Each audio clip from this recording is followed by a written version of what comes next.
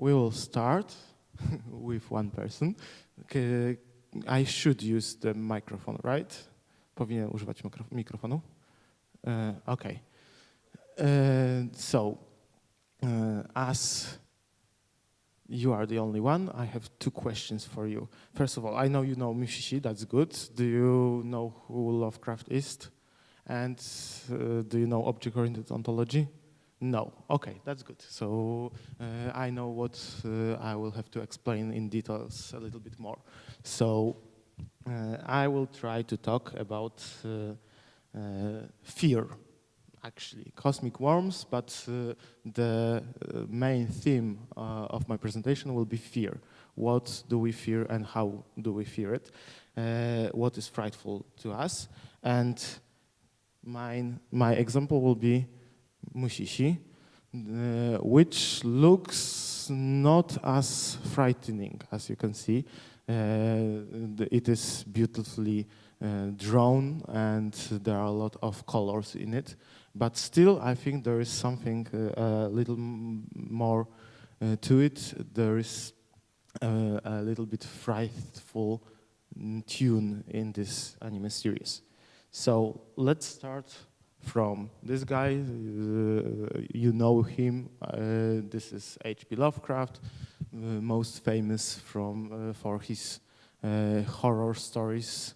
But I wouldn't want to concentrate on his writing, but actually a little bit more. I would like to say a little bit more of him as a philosopher. His view of the reality, his view of humankind, his anthropology and stuff like this.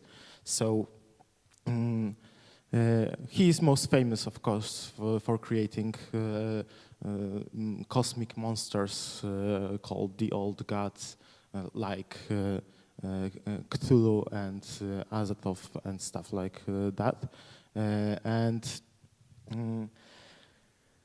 This is one of his monsters, the cute little thing called Cthulhu, which is right now being really domesticated. But actually, Lovecraft's concept was that he wanted to make those monsters really frightening, because he, in his philosophy, was a xenophobe, a radical xenophobe. He is called a racist a lot, but I think I would go further and say he was a xenophobe because he feared otherness in all shapes. Those monsters were designed to represent something other than we are used to, something outside of our horizon of thought, horizon of perception.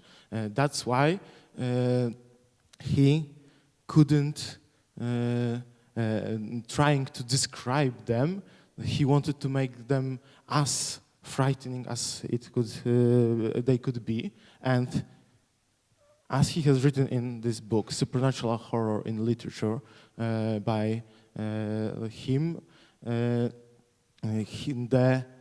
the most thing people are afraid of, the most frightening thing in our reality, is something outside, something other, something unknown. That's why I call him a radical xenophobe. This is what he didn't like anything that was out of ordinary, out of our center, out of our notion of the world. He feared scientists because he thought that science can develop the knowledge of world and meet something that would be impossible to comprehend. And this is a problem right here because you cannot see anything on this slide, but actually it's good. There are shadowy creatures right here somewhere, and this is for me the best visual representation of how H.P. Lovecraft imagined his creatures. They were shapeless. They were incomprehensible, and actually they couldn't be reduced to our thoughts. And this is the part of Lovecraft as philosopher. He is struggling with describing the reality. This is those creatures. I don't know if you read his books, but he actually, reading them, you can see how he fights to conquer his thoughts about those creatures that are outside, that the protagonists of his stories encounter. They cannot be comprehended, as I said, and they cannot be described. He can only use analogies. So, for example, our friend Cthulhu is a gorilla-like creature with tentacles, which sounds really funny and stupid, but actually there is something more to it. The human language cannot describe the entirety of those creatures, of those beings. They are living outside not only of our reality, but outside of our thoughts. They invade our thoughts, but they cannot be described. We cannot comprehend them in their entirety. So that's why I choose this quote from him: "The shadow hunted outside." Outside is the main thing we will be orbiting during my presentation. Outside, so something that is really not ours, not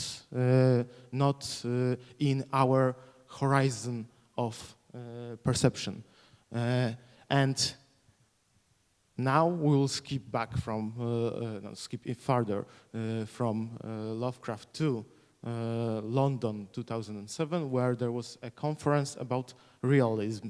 There were some philosophers that were tired with all the notions of modern philosophy, especially something they called correlationism. And this is the notion that everything can be described, can be perceived only in our heads, in our minds. The correlationists believe that there is something outside, but they say we cannot, the only thing we have are our thoughts about those things outside. So those chairs here, I can describe them as gray, orange, and red, but those are only my thoughts of them being gray, being orange, being red. So the philosophy is concerned about epistemology, about the way we perceive the world. And this is the only thing that we can work with.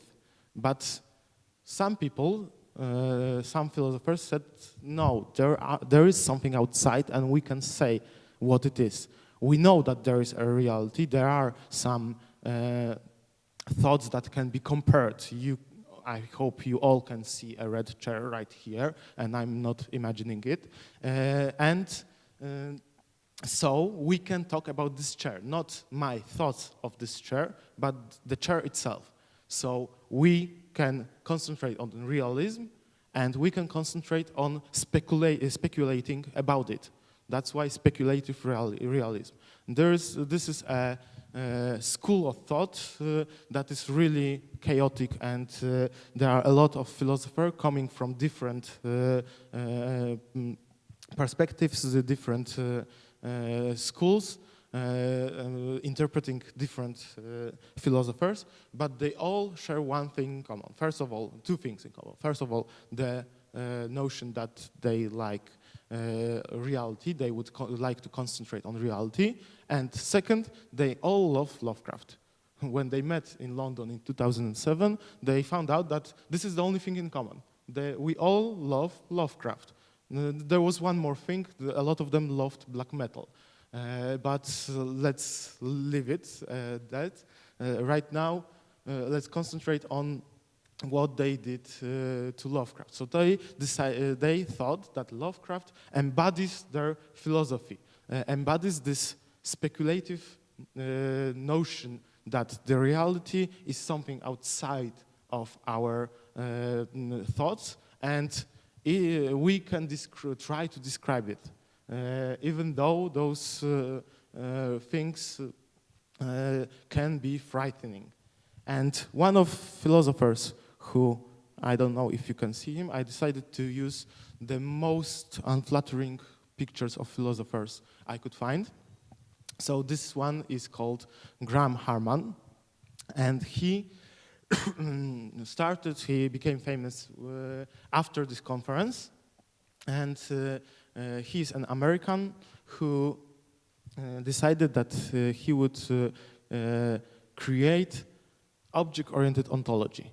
So a little bit different from speculative realism, because we concentrate on objects, on ontology. As I said, ontology, so we don't want to perceive, we don't want to concentrate on things that we see, but on things that are out there. So that's why an ontology. Why object-oriented? Because in order to do this, to say about this chair, I have to destroy this old philosophical dualism between subject and object. Subject is me, is the being perceiving, the thought that is being, that is experiencing objects. This is what the correlationism is centered on. It is centered on the subject, on the way we perceive stuff. And object-oriented ontologists said, yeah, but there were some things happening even though we couldn't perceive it. There was no one to perceive it. This is a classical philosophical paradox, whether there is a sound of a tree falling in a forest where there is no one there to hear it. And according to correlationists who concentrate on the subject, it is not possible. There should be someone to hear it, or so we can virtually imagine what kind of sound would a tree falling make. But object-oriented ontologists say, yeah, but what about dinosaurs? What about the creation of the universe? Those were things really, really far away, and we can still speculate about them. There were some beings outside of our thoughts, and we should be concentrating on those. So, according to them, objects would be everything that is not a subject, that is not, that we don't know that it has a thought. So, those would be things like this chair, those would be events, those would be relations between, for example, one chair is red, one is gray. I can make a relation why one is this color and the other one is not. I can compare them. So those things are beings somehow. And those objects would be ideas. Ideas, for example, like Cthulhu. So according to object-oriented ontologists, ideas and Cthulhu is no less real than this chair. This cute Cthulhu I showed you at the beginning is real as this chair here. And we can treat them as real. And the idea is to concentrate on what those objects give us. We know that we cannot go outside of our thoughts, but we can say that there is more to this chair than just my thought of this chair. So what we should do, we should not concentrate on the qualities of this chair, but the chair itself and its being. And its being is a little bit tricky, because we will never get to the chairness of the chair. We will never get to this chair itself. We will just have to speculate on what its notions of beings are, and what it is. We can describe it only with relations, but then the objects can relate to one another. They can influence one another, and this is another thing that object-oriented ontology is concerned about. It is about how the objects can work with each other, can influence each other, even really distant objects like birds and glass, like this building and the air around it. There are still some influences there. So the objects itself, to our perspective, are autonomous, exist without our presence there, and but still they can influence each other. So they can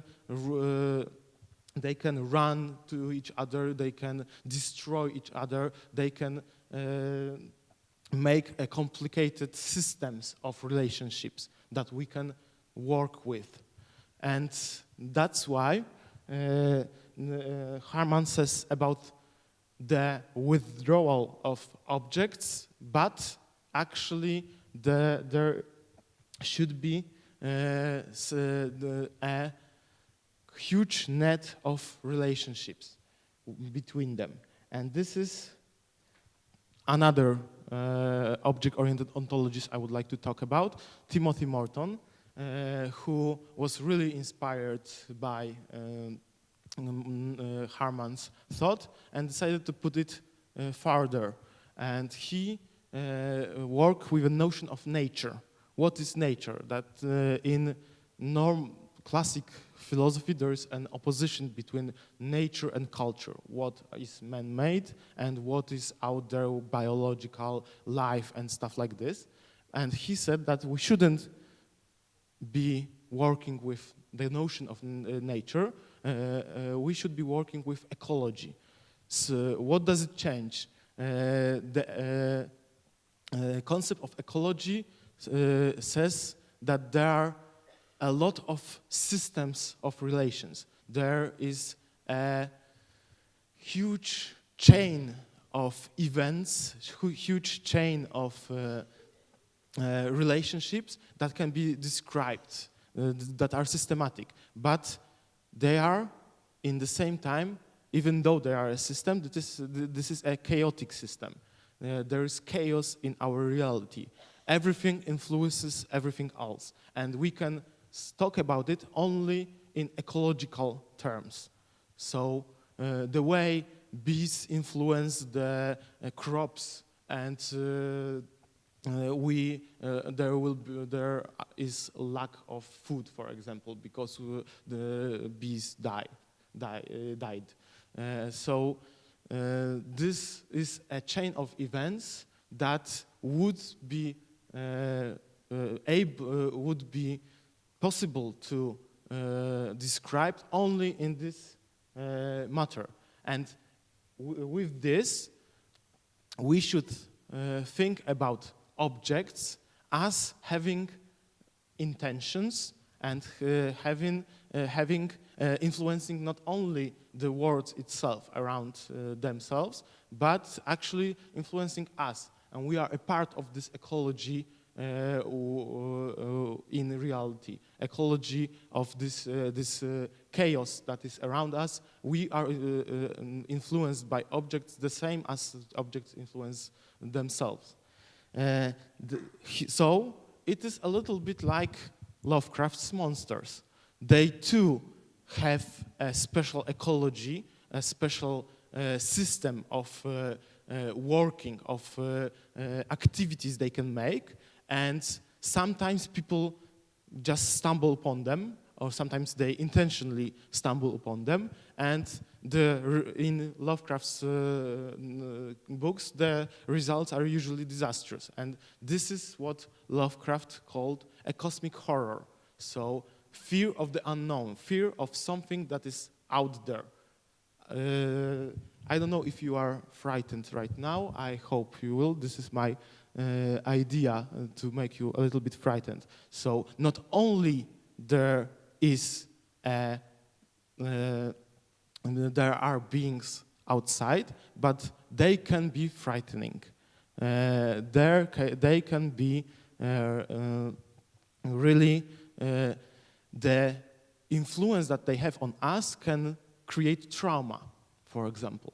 And if you imagine our reality as a system of relations, chaotic system of relations like this, everything influences everything else. This is really frightening, because right now, this chair I was talking about is becoming a Lovecraftian monster that I cannot reduce to anything. It's frighteningly itself, and this is nothing. There is nothing I can do about it. I can just concentrate on my thoughts of it, but it's not enough. There is always something out there, and this is what I think Mushishi is about. Mushishi is an anime and manga that was created in 2008 by Yuki Urushibara, and the narration is about Ginkgo, this guy here, who is a witcher-like person who rounds around. Medieval 19th century Japan, just to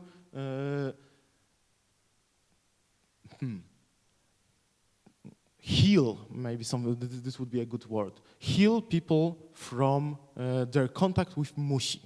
And Mushi are these really strange creatures that are a little bit like worms and usually create their own ecosystem. In this world, we have this is what it's written here. By nature, plants and animals exist in harmony with Mushi. So there is a force like Mushi, which in Japanese means just worms, nothing else.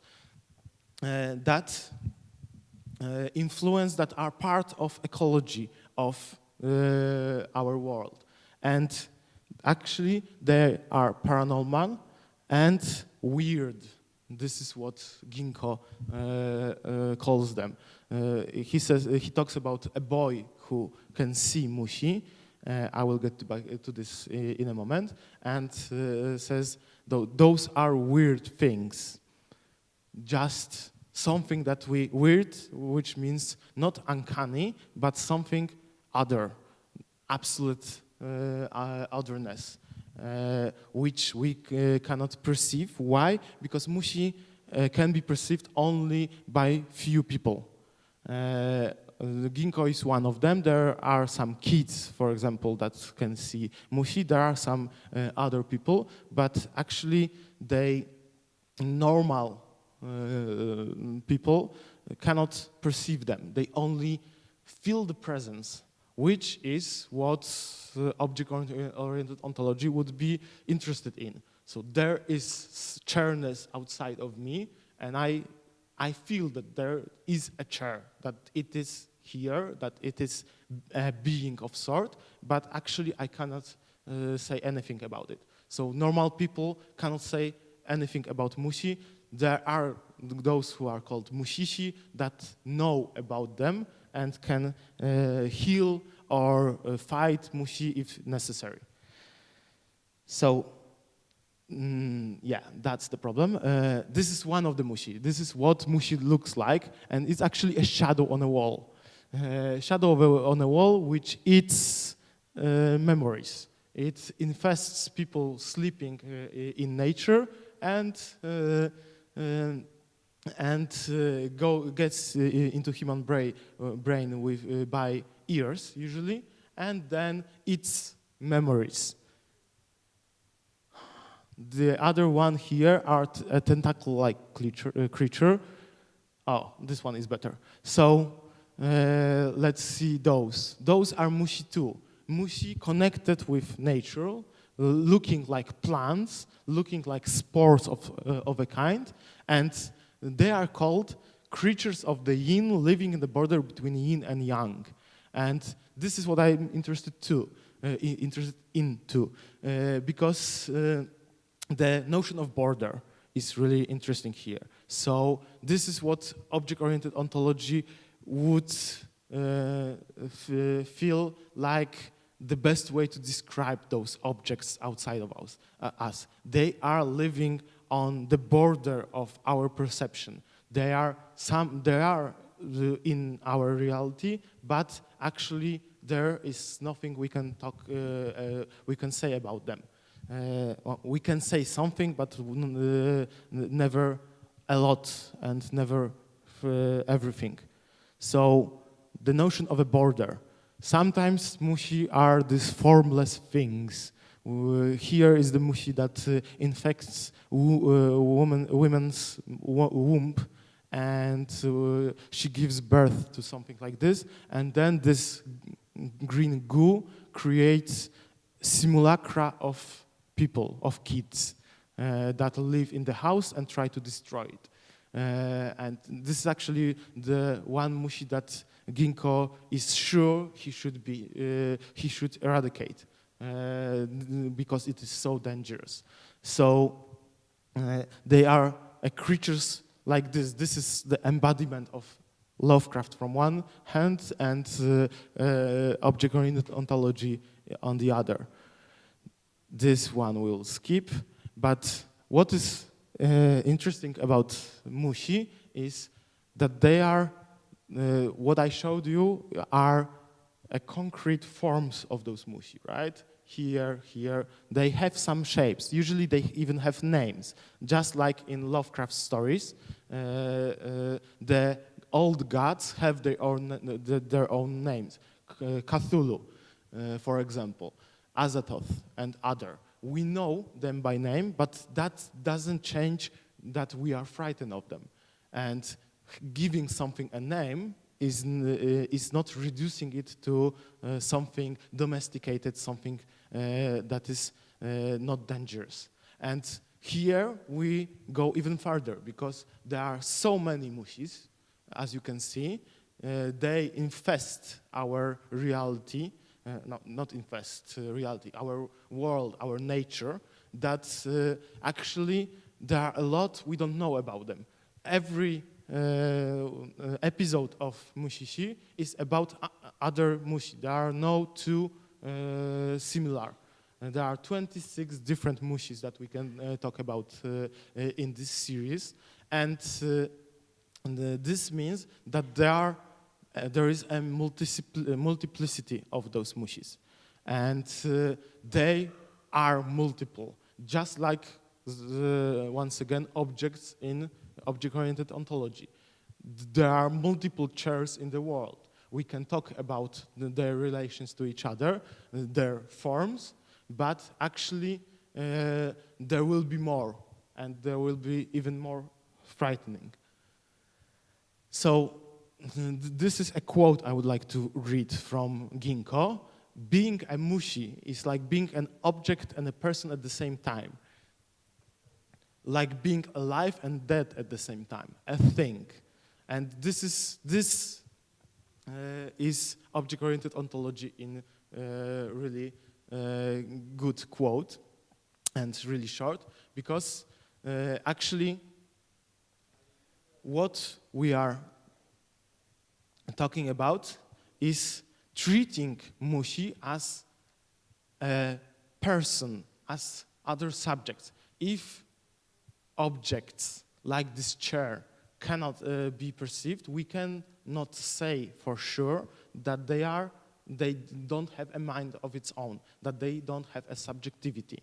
And so Harman would say, we would have to consider a psychology of chair, for example, a psychology of rocks. Why not?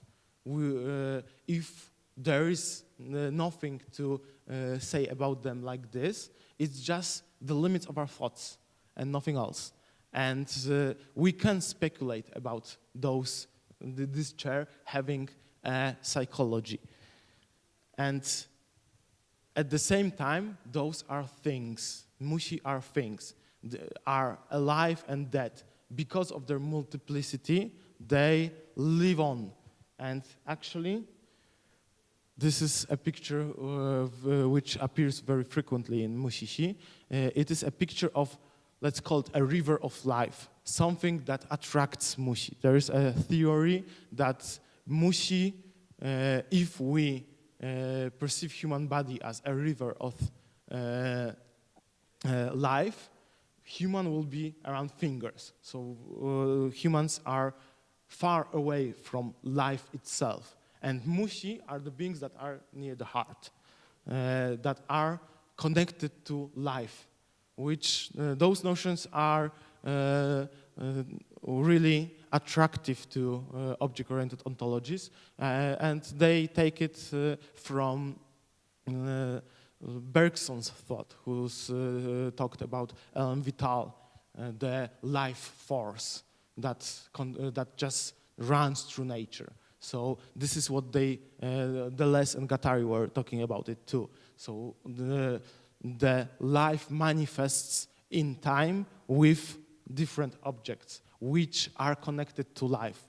And still we can't say if they are alive or dead. And this is built into the ontology of Mushishi. This is a part of Mushishi's world. That's why we, people, cannot perceive this river of life. Only Mushi and the guys who can see them, Mushishi, can see them. And actually, when you stare into it too long, it can change you forever. So it influences your thought. It makes you blind, for example. That's why I think that the title of this presentation, Cosmic Worms, is accurate. Because I would like to understand cosmic as how Lovecraft wanted to see to understand this concept. Not as being out of Earth, but actually as something connected to the universe itself. And this is why I think this Mushishi anime is so frightening. It's colorful, it's beautiful, but still the reality that it shows is really badly, really incomprehensible, so it's really something we cannot domesticate. We cannot take a mushi as a pet. We can make them cute as the Cthulhu at the beginning of this presentation, but actually we cannot reduce those things, those objects, to something that would be familiar. And this is frightening. We are all somehow xenophobes in Lovecraftian sense. We are all frightened of everything that is outside. And what Mushishi says about our world and about fear, that this is everything that is outside of our minds, everything that is outside of our subjectivity can be a being that is frightening, can get into ecosystems that are working without our knowledge, without our comprehension of it. So there is a chaos in our reality. There is a huge things. There are huge things that we cannot perceive, and this is why we should be really frightful. Thank you very much.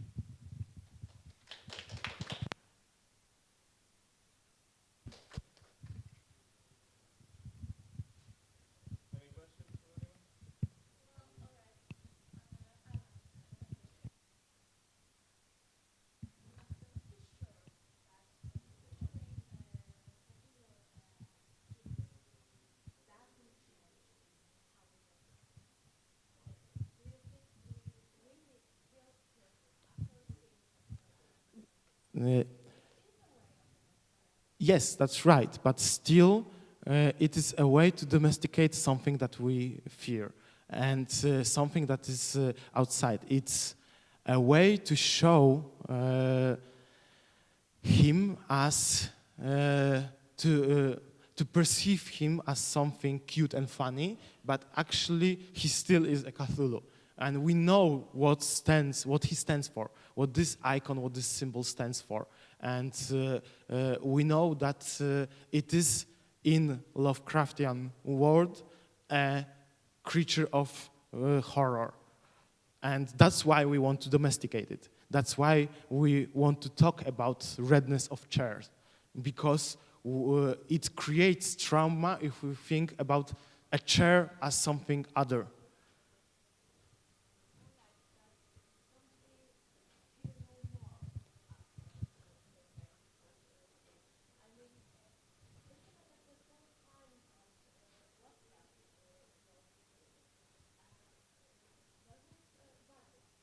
Mm-hmm.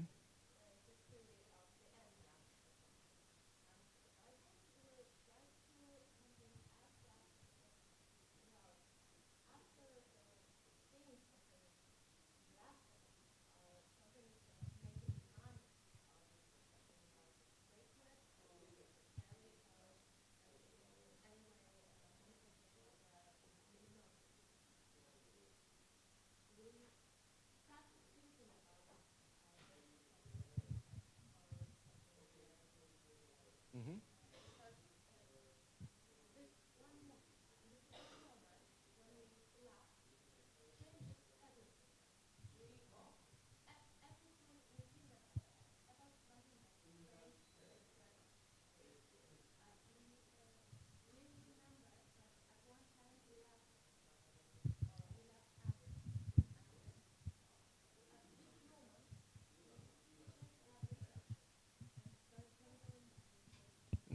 I'm not sure if there is no going back, and I think that the laughter is an effect of fear, and it's connected with fear. And maybe it's true that we fear less, but still, I think there is a fear. And yes, that's right. This is what China Mieville was talking about, that the monster, the definition of monster is something that eludes our symbolic representations.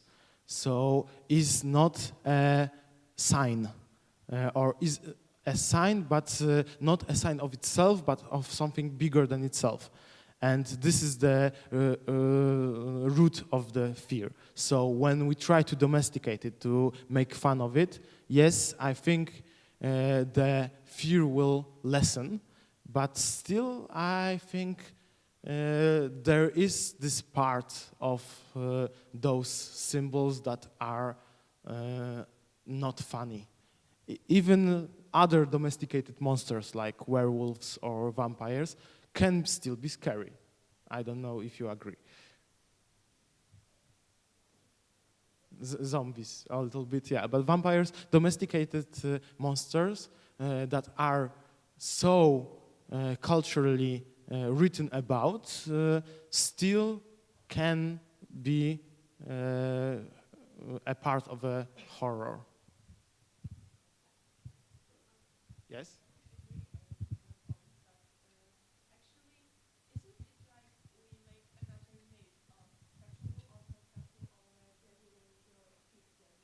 Mm-hmm.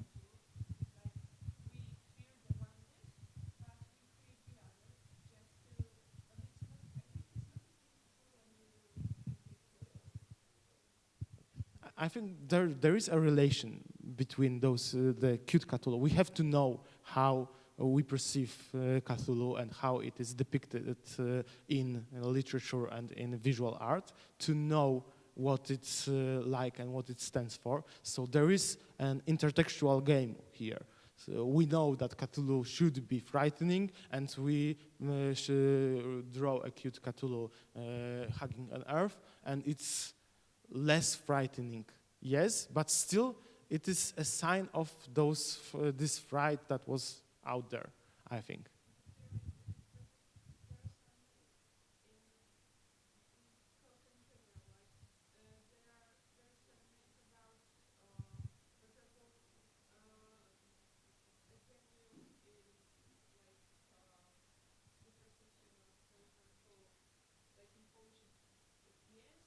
Mm-hmm.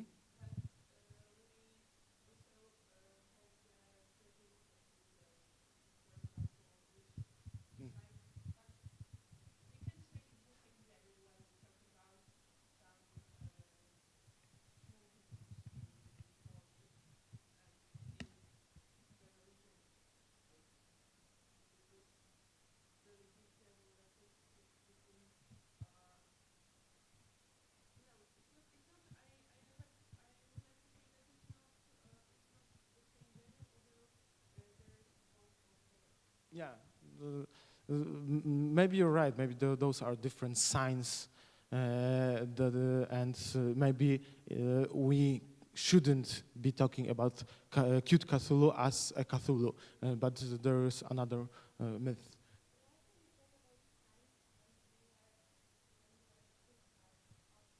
Okay, okay, because yeah, a little bit. Yeah, okay, yeah. According to object-oriented ontologists, there are other beings. I jumped from notions of ontology to epistemology because I thought about China Miéville and what he has written about monsters, and he treats monsters as signs, not as beings. So that's why. I'm sorry. Actually, yeah, those will be in the perspective of object-oriented ontology. Those would be different beings, different notions of beings. And maybe you're right, some of them are more frightening than the other.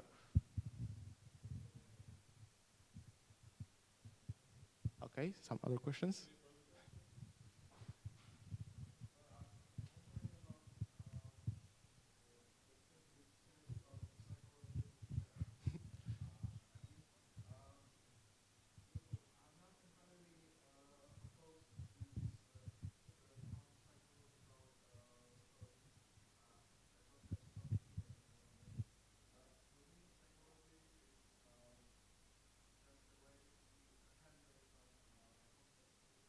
Mm-hmm.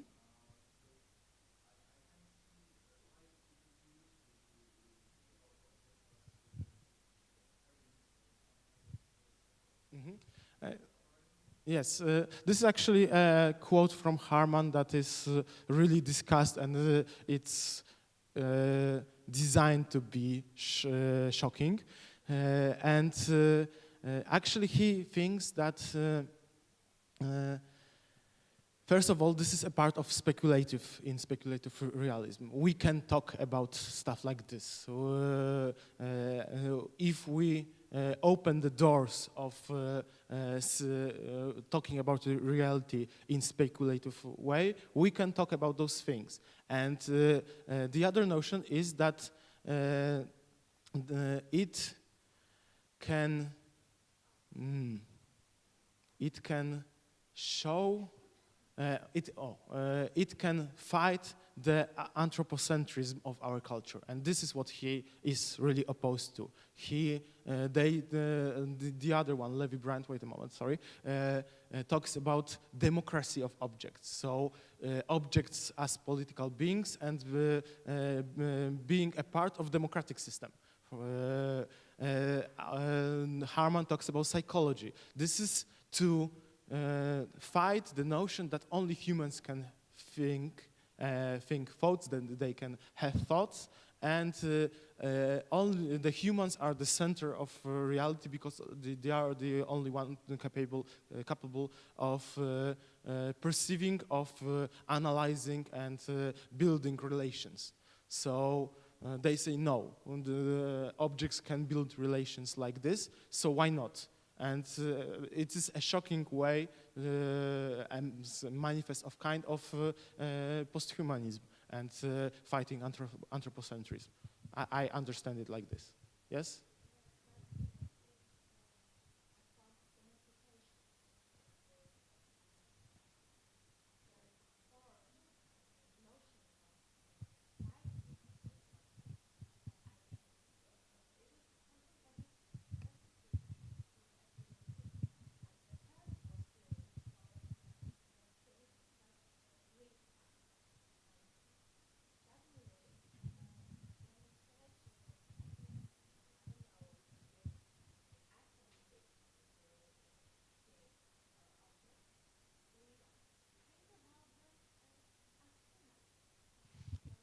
Yeah, that's a paradox they were fighting about and quarreling a lot.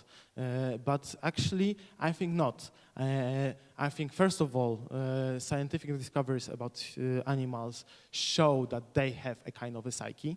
And neurobiology of dolphins showed that they have a conscience. And we don't say that this psyche or this psychology is or should be the same as the psychology of humans. We just say that there is something. And yes, it is, as you said, panpsychism, yes, of a kind, but actually, I think that they try as hard as they can. Of course they fail, because we cannot fight the anthropocentric notions of our thoughts. We are always people and humans and thinking subjects.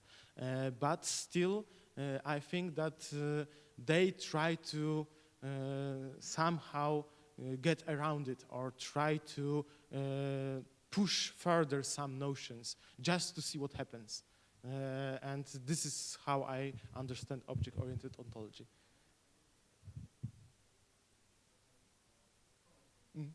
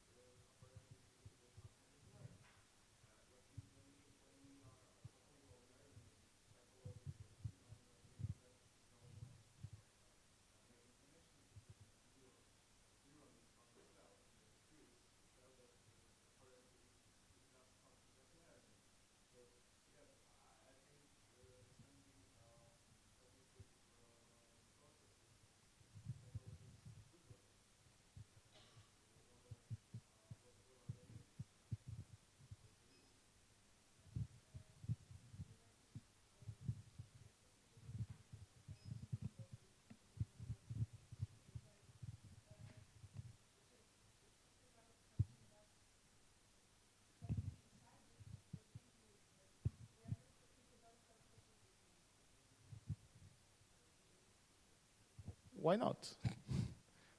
But that's something I try to say. if there will be a psychology of chair, it would be different, of course, different than ours. But there can be some kind of a system of reactions. Okay, we don't have time, sorry. Thank you very much, and yeah.